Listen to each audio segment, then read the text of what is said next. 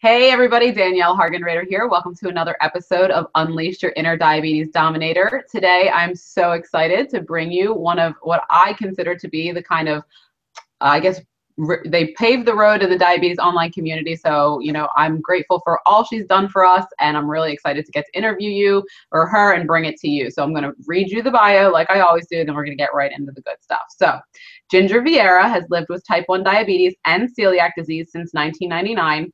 And fibromyalgia since 2014. She is the author of Dealing with Diabetes Burnout, Emotional Eating with Diabetes, and Your Diabetes Science Experiment. I love that name. Ginger is the editorial director at DiabetesDaily with a BS in professional writing and certifications in cognitive coaching, video blogging, record-setting competitive powerlifting, personal training, Ashtanga yoga, and motivational speaking. So, Ginger, thank you so much for being with us today. I really appreciate you taking your time. As a new mom. Yes. A new mom with a sleeping baby. It all will work out. Yeah, we're talking. So you guys, you might get to hear the sleeping baby wake up in the background. So stick around for the possibility of that happening. So I read your bios. Everybody knows you have a lot of impressive stuff going on, but I want to hear more about Ginger, who you are, and kind of from your time of diagnosis, in 1999 to the road you traveled to get where you are today. Maybe give us a little bit of your own insight on how that went for you. Sure. In 1999, I was in the 7th grade, and I was diagnosed actually because the 7th grade at my school does a health fair every year. And one of the kids in my class did his on diabetes. I did mine on milk and calcium with one of my best friends. We were like, drink more milk. But I was reading his poster. His name was Miles, and he had all the symptoms listed. And I hadn't been feeling well for several weeks. I have 3 brothers, and most of us had all gotten the flu. And it was like my flu never went away. And 3 weeks later, I still felt lousy. And I'd been going to school, but I didn't, it's not like I was puking. Otherwise, I wouldn't have been going to school. It would have seemed like a normal flu.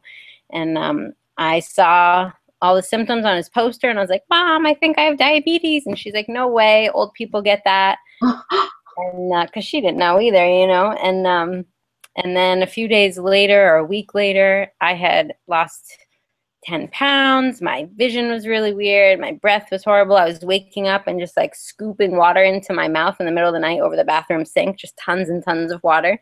And I started crying one day, and my mom was like, oh my gosh, something is wrong. Because if you grow up in a house of boys, you're not really allowed to cry regularly. So when she saw me genuinely crying, she was like, this is strange. And I'd fallen asleep like crooked in this chair at the kitchen. It's like a really, not the kind of chair you fall asleep in. That's how tired I was, from DKA. And then, very easy diagnosis. They pricked my finger and test your urine, and yeah, there you go. And that was it. Yeah, that's actually really interesting. Kind of like a self-diagnosis by a school project. That's really yeah, they were very proud of themselves at school, that's for sure. They're like, oh, right, our health fair achieved something. I was like, yeah, good for you. Yeah. But I mean, really, it was astute as a 7th grader to like read the symptoms and be like, oh, well, I have that. Very weird. It was definitely weird. And later, when I was trying to figure out, before I knew that I had fibromyalgia, I was trying to figure out what was going on with me. And my dad at one point was like, Jen, you can't go around diagnosing yourself with things. And I was like, it worked the first time, Dad. Who says I can't? And I actually think personally that we are the best people out there to diagnose ourselves with things. Of course, I genuinely believe in getting a proper diagnosis from a doctor, right, but nobody else can feel what our bodies are telling us, or the signs or the symptoms that our bodies are telling us, other than us. And I think that's one of the biggest things that's missing out of our healthcare system nowadays, is that people are genuinely depending so hard on the doctor to say, well, this is exactly how it is. This is how it is. And it's like, you have to tune in to what's going on in your body. And that's, obviously you're very good at doing that. Or like when people get a medication dose, like for insulin, and they say, well, that's what my doctor told me to take. And it's like, you have to advocate for yourself. You have, in diabetes especially, start thinking individually from just what the doctor told you to how well is this actually working for me. Absolutely. One of the things I coach a lot of people on is, being comfortable with manipulating your insulin, because, the human pancreas doesn't just give out an exact dose of the, exact amount of insulin on 6 specific increments. Like, that's just not how it works. day-to-day our lives are different, and you have to become comfortable with that. So and it's not just about counting carbs. That's no. what my whole first book is about. I mean, exactly what you just said is learning how to be comfortable with making adjustments. Absolutely.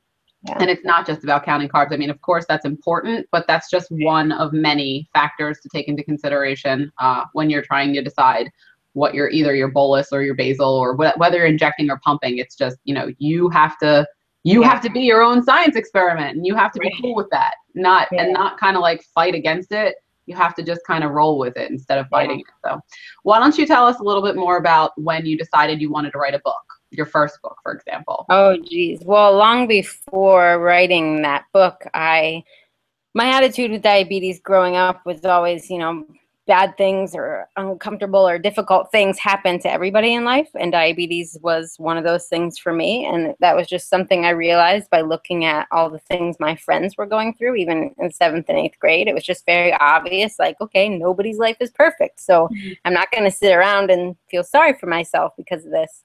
And so eventually many years later, I was a junior in college. I was just finishing up my junior year, and I had spent the year before that just being the editor of the newspaper and like not exercising, not eating well. I was, up all weekend because I was laying out the newspaper. We kept losing our designer. So I was like doing the whole thing and definitely not taking care of my health at the level I was before. And I was eating, not great. And I was eating gluten, even though I had celiac disease. And I just felt blah by the end of that year. And I started weightlifting and going to yoga classes. And by the end of that summer, I had put on some noticeable definition, and I lost weight, and I was doing tons of yoga. And I just wanted to learn more about both of those things, weightlifting and yoga. And so I started doing a yoga instructor training program. And then I also started working with a trainer.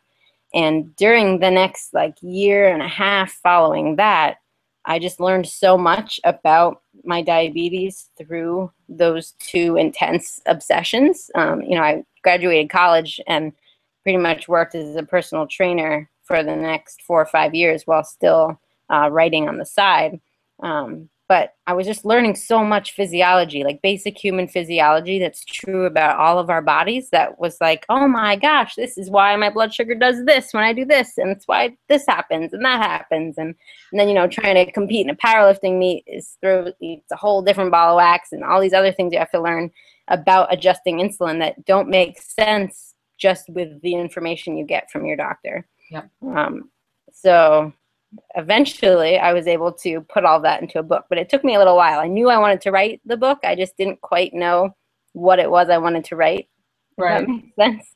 And then I was just like, all right, I know now what I want to share with people is how to apply that regular everyday physiology to swipe out that belief that we have no control over our blood sugar, that things just happen, that there's no reason behind them. And sure, there are things that happen that we can't prevent, like your body suddenly producing a bunch of cortisol or adrenaline or all those things. But it doesn't mean that they're random and, just happen for no reason. There's a purpose behind them. And if we learn the purpose, then we can apply more logic to our diabetes management. Absolutely. I love so many things that you said in there, and we have very similar backgrounds. It's just not exactly the same, but, I didn't go to college for physical fitness. I went for nutrition, and then I went to a 500-hour program, 6-month program for personal training school. And in that 6 months, I really learned more about my physiology, and not just mine, like you said, the body. And I learned why my blood sugar shoots up sometimes when I work out, which made no sense to me. And now I get it. And it's just so much clarity about what was happening. And like you said, I really don't believe we can control everything, but I do believe we can control our choices. And when we have more informed choices about what's going on, then we can have a higher level of control. It's just kind of like a snowball effect of, goodness. Right. It's not always perfect, and there's no such thing as perfect. But it's definitely helpful to have that background knowledge. And kind of like you, I became kind of more, the more I learned, the more I wanted to know, and the more I wanted to know, the more I learned. And now I'm where you are, where I've written a book, and now I'm going to try to self-publish it and see what happens. But it's totally inspired by you. So, I mean, when I see that you're out there doing stuff like that, it's like, I'm glad more people are doing it also. Yeah. The more books on that, the better, for sure. Absolutely. So yeah, so tell us a little bit more about, you've written, so the 3 books, how far were they apart, and were they just, what was the? I think they were like every other year apart. I don't write books unless I want to. It's like my aunt will always be like, "So what are you going to write next?" I'm like, "Well, I have an idea, but I don't feel like writing it yet." And then I just like suddenly I feel like writing it. And so my second book was Emotional Eating with Diabetes, and that really came out of being a personal trainer and a coach for several years and really seeing like the same problems over and over. And I didn't just train people with diabetes, obviously, but a lot. I mean, I could just take the word diabetes out of that title, and a lot of what that book is about would apply to non-diabetics as well. But I just care more about people with diabetes, so I have geared it specifically to us. No offense, the insulin-producing folk, but I have more compassion for those of us that don't produce insulin. So that really, it was just the same problems of people depriving themselves so strictly, or thinking that if they make one mistake during the day, they've thrown everything off. Or like in diabetes, for example, the binge eating cycle of low blood sugar and then high blood sugar and then overcorrecting and then overtreating again, and just the way we beat ourselves up mentally around that, and just all those issues. I was hearing them constantly and building kind of a way of coaching people through that. And I wanted to put that on paper, and it's a 45-page book. It's big font. It's not, it's not like 45 pages of normal book text. Because I didn't want it to be this huge. The last thing I think somebody wants when they're struggling with emotional eating is to read some 200-page novel on your emotions, right? I wanted it to be simple, that anybody could really work their way through in a short period of time, and just address what I felt was like the most essential. I didn't want to ramble on about why people do this or that. I wanted it to just be like a workbook that was really what's the word? Applicable. I didn't want anybody wasting any time. Yes, yeah. That's all what I'm kind of all about too. And for me, like, that's an excellent kind of resource to have, because for me, I had a binge eating disorder, and I've spoken a lot to Asha Brown, and we have a lot of connection in that. It's like, but there was so much, just like you said, before I became fit and healthy, there was all of those things you said, the shame, thinking I should restrict, the thinking that, I couldn't exercise, and all of these limiting beliefs that were keeping me back from doing all of the things that I wanted to do. And I know that there are hundreds of thousands, maybe millions of other diabetics out there who are going through the exact same thing. So that's really helpful, I'm sure. So, and I'm sure you have plenty of them, but what would you say, maybe, and then I'll put you on the spot, but what would you consider to be the biggest struggle that you have had to overcome in regards to diabetes, whether it is related to maybe one of the other diseases you have, or maybe it was your pregnancy, or whatever it was? Like, what was it that you? I guess you just reminded me what it was. So like day-to-day diabetes for me, in a way, has almost become something that I don't really fully mean this, but rewarding, in that when I am disciplined with my diabetes management, I feel rewarded by that, and it inspires me to keep doing that. So that kind of part of diabetes to me is not as frustrating, as stressful as it might be for someone else, because the obsessive part I kind of enjoy. But absolutely, I would say that diabetes kept me from even considering pregnancy until 2 years ago.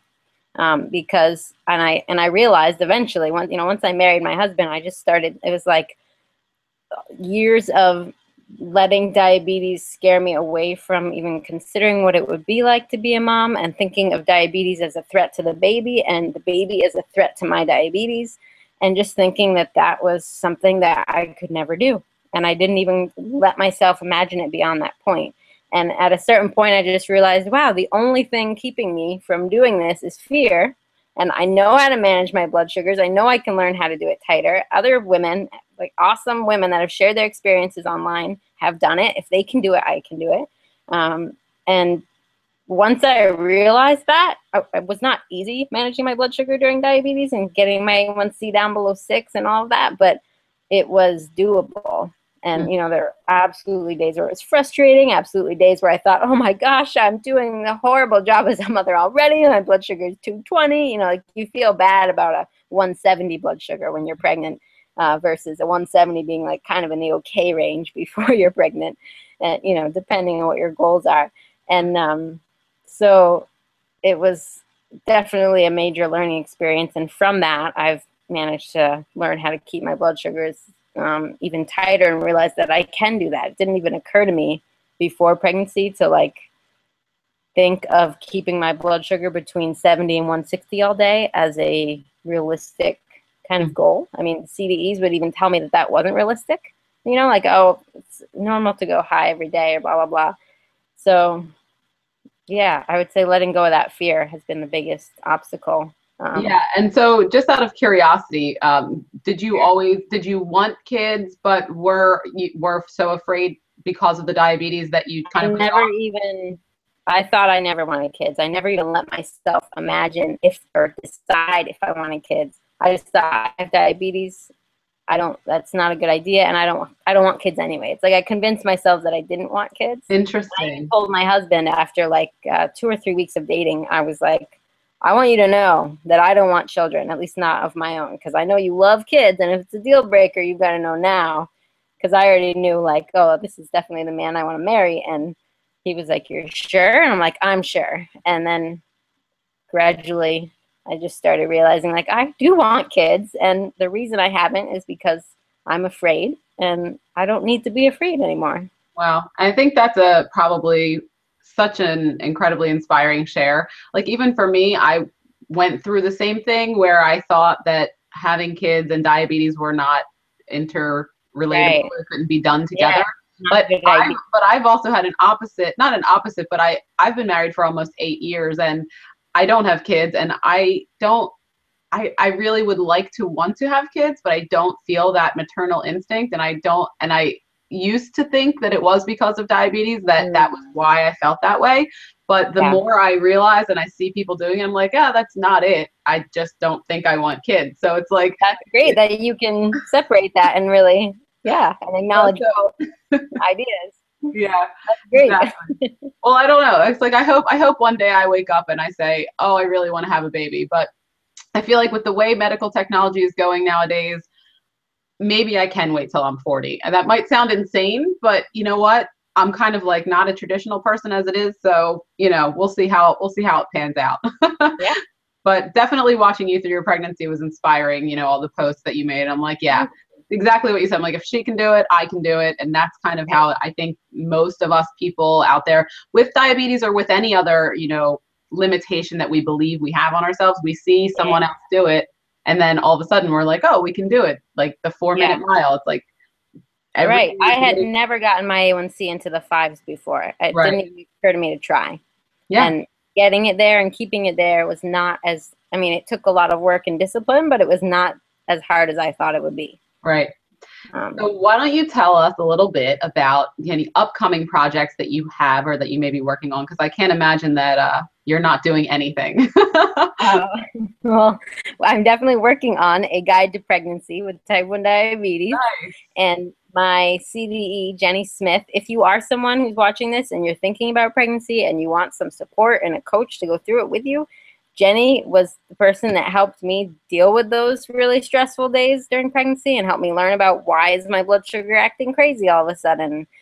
So Jennifer Smith at integrateddiabetes.com, she and I are writing that month-to-month guide on insulin, diabetes management in pregnancy for type 1 diabetes. There are books out there for both types. There are books out there that vaguely talk about both types, but I really wanted to write something that really explained each month what to expect in terms of what your body is doing and how it will impact your insulin needs. And then, you know, all the other stuff that goes with that to help you get to the A1C that you want. Absolutely. That's awesome. And I'm sure there's a huge, huge amount of people out there who will be very, very happy to have that insider information from, you know, somebody who gets it, somebody who's done it, somebody who's lived it. And that's actually really why, you know, I think, you know, when you were coaching or when I coach people, it's like, it's great to have somebody who's a doctor or a certified diabetes educator take you through the steps, but sometimes it's just nicer to have somebody who actually lives the day-to-day Right. ins and outs with it and the connection. And that's why Jenny is so great, is because she also has type 1 diabetes. There you go. So it's, I wouldn't talk about diabetes with anyone who doesn't have type 1 diabetes, no matter That's how kind of awesome. how I feel too. And I, in no way do I want to alienate doctors or, say anything bad about any, profession. I don't, but I have a very strong personal belief in, I want my They know. Yeah, they know way more than, yeah. Absolutely.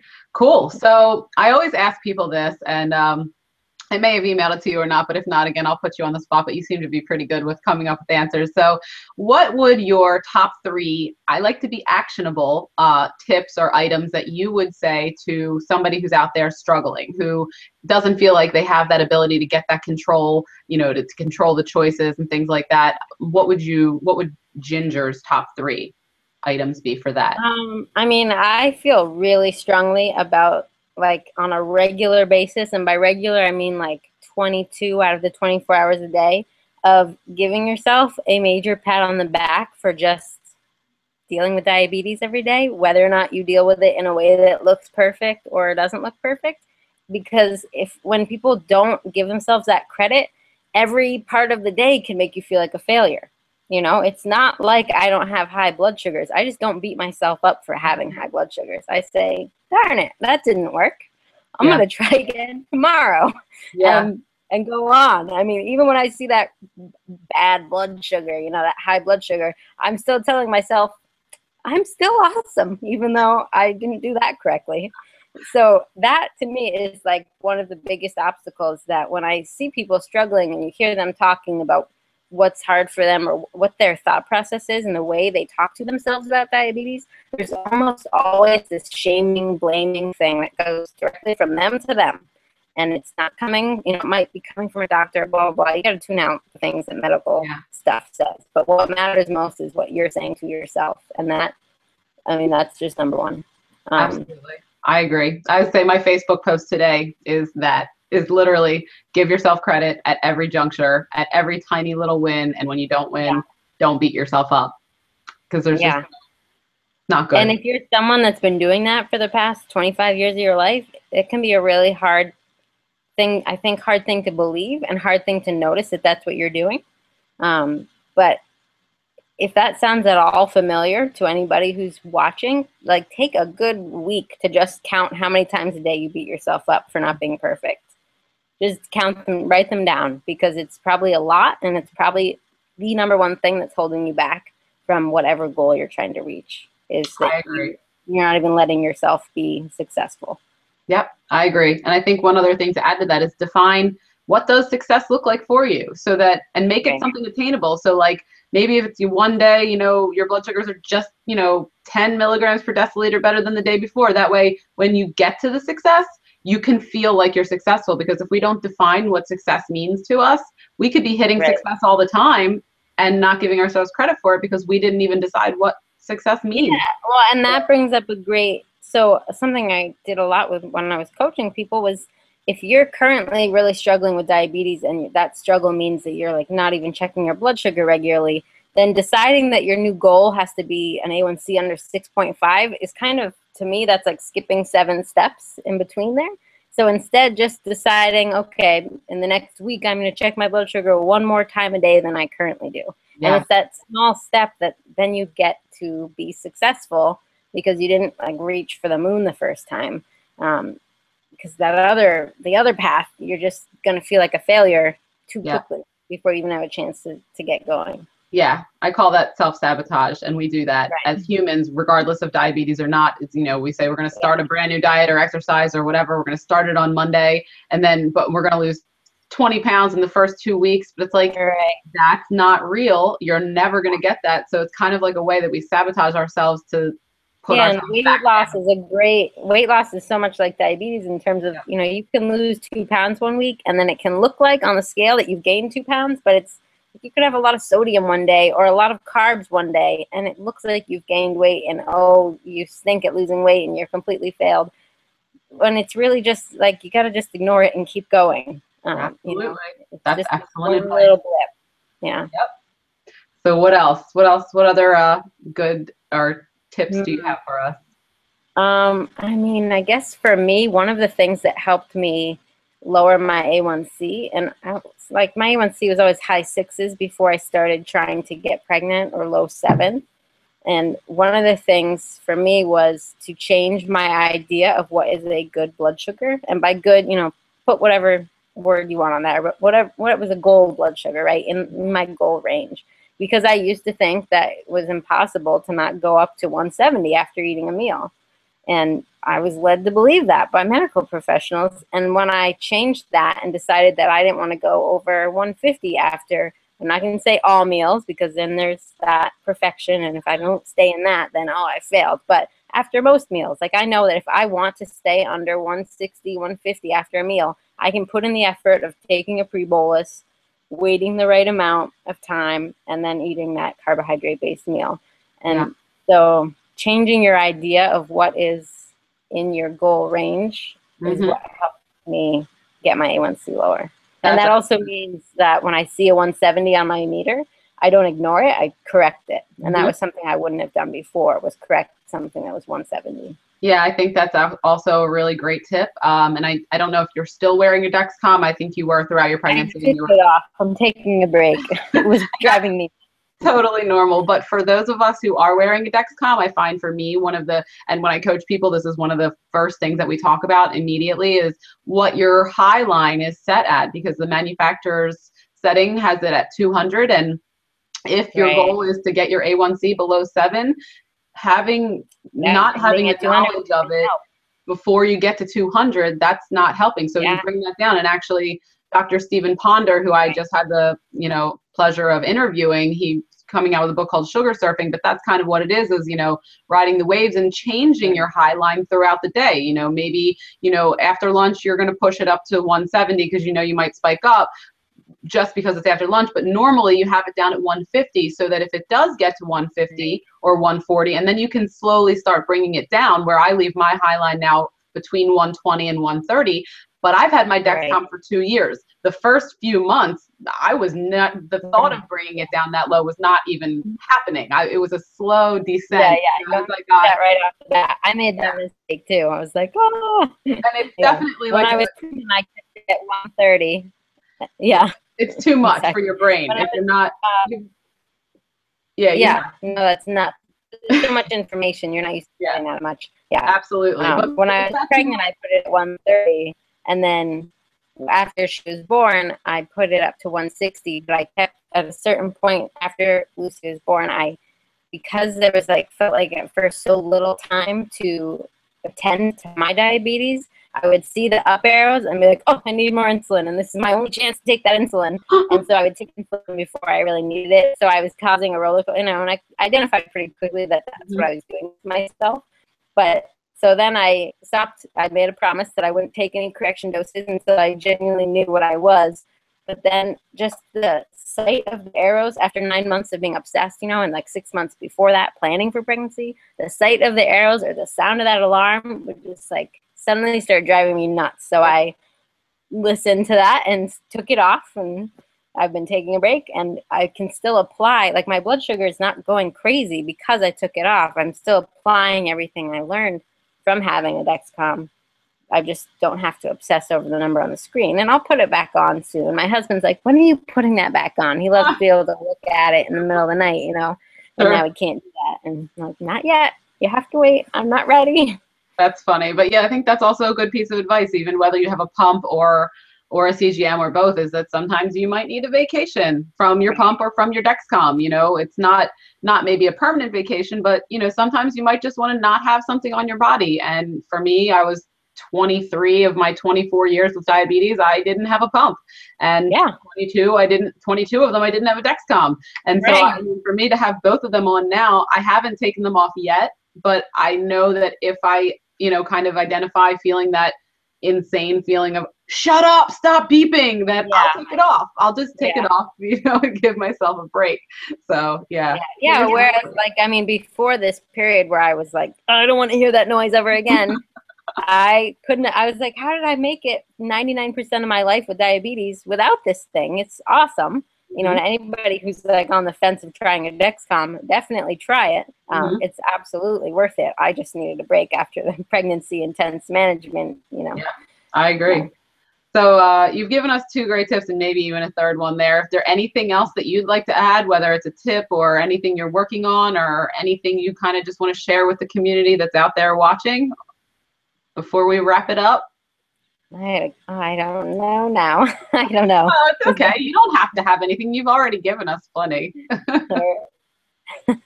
I think that's all the goods for now, probably. Okay, cool. Well, I genuinely appreciate you taking the time to share this with us, and the baby slept through the whole thing, so bonus. Bonus for you. Maybe after we're done here, you'll still have a little bit of time, quiet time to yourself, and no baby and no Dexcom and quiet time.